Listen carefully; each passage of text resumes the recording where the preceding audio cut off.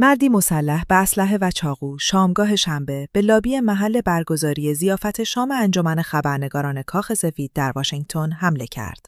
مراسمی که با حضور دونالد ترامپ رئیس جمهور آمریکا در حال برگزاری بود. به گزارش آسوشییتد پرس، فرد مهاجم که گفته می شود از میهمانان هتل محل برگزاری مراسم بوده است، با نیروهای سرویس مخفی درگیر شد و تلاش کرد به سمت سالن رقص هجوم ببرد.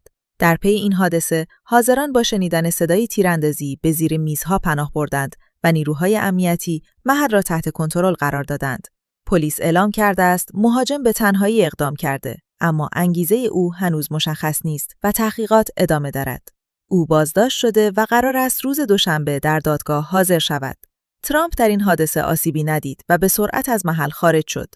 او چند ساعت بعد در کاخ سفید در جمع خبرنگاران گفت این گونه حوادث بخشی از واقعیت فضای سیاسی است و تاکید کرد دولت اجازه نخواهد داد امنیت کشور به خطر بیفتد. بر اساس گزارش‌ها، تیراندازی در نزدیکی سالن رقص رخ داد و باعث توقف و لغو کامل این ضیافت شد. مقامات امنیتی اعلام کردند یکی از مأموران سرویس مخفی در جریان درگیری زخمی شده، اما وضعیت او رو به بهبود است. تحقیقات درباره نحوه وقوع حادثه و نفوذ فرد مسلح ادامه دارد. مظنون تیراندازی در ضیافت خبرنگاران کاخ سفید در کالیفرنیا معلم بوده است. بر پایه سوابق ثبت شده عمومی، فرد مظنون به تیراندازی در ضیافت شام انجمن خبرنگاران کاخ سفید به عنوان معلم و متخصص بازی‌های ویدیویی در جنوب کالیفرنیا فعالیت می‌کرده است. به گزارش رسانه‌های آمریکایی، فرد مسلحی که در نزدیکی محل برگزاری این مراسم مهار شد، فردی 31 ساله به نام کول توماس آلن است که در حومه لس آنجلس زندگی می‌کند.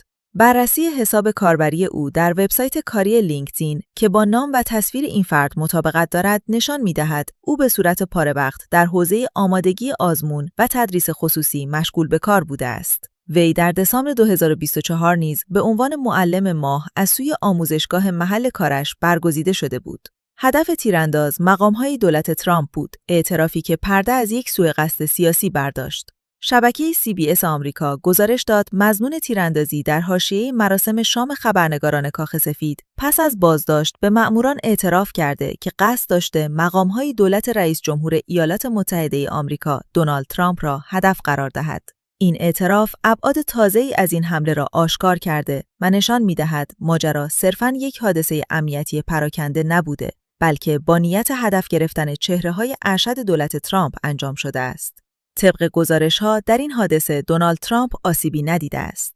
مراسم سالانه شام انجمن خبرنگاران کاخ سفید 2026 روز شنبه 5 اردیبهشت 1405 در هتل هیلتون واشنگتن در واشنگتن دی سی برگزار می‌شود.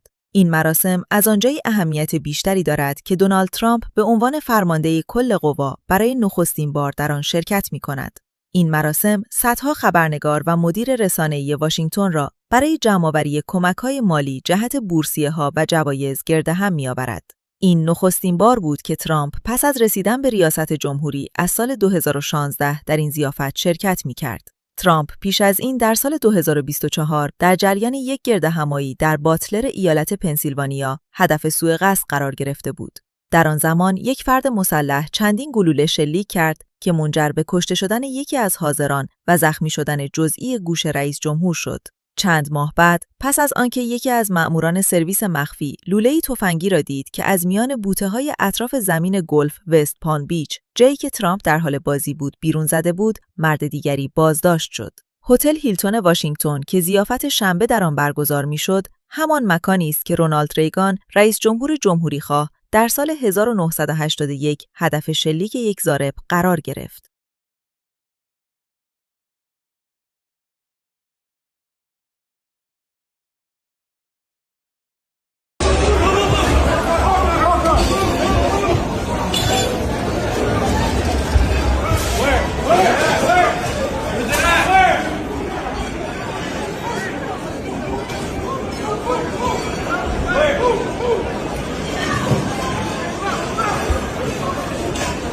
Where's it at?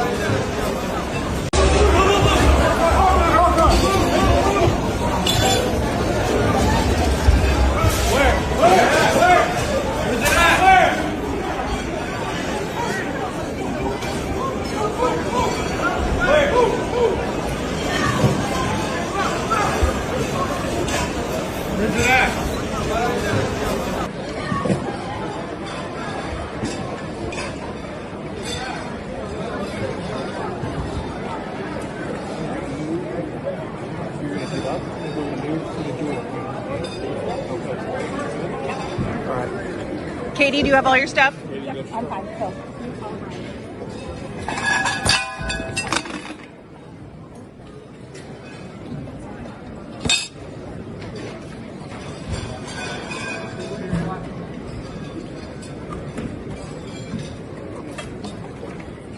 Stand by.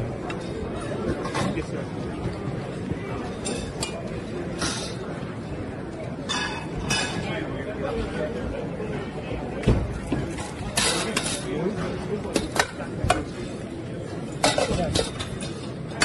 Go to your right. Go to your right.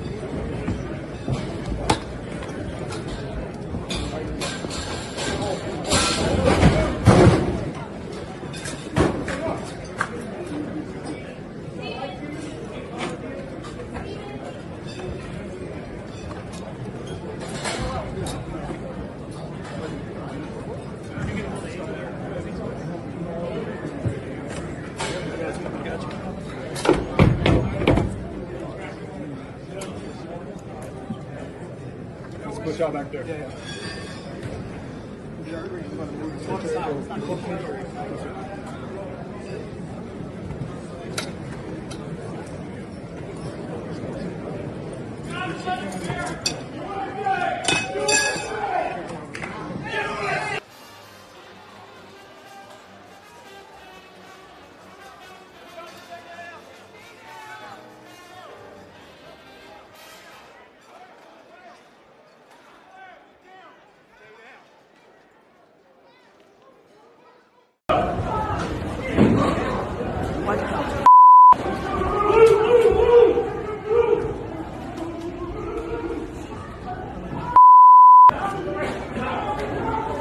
Where's the coach? Where's the coach? Left, downstairs.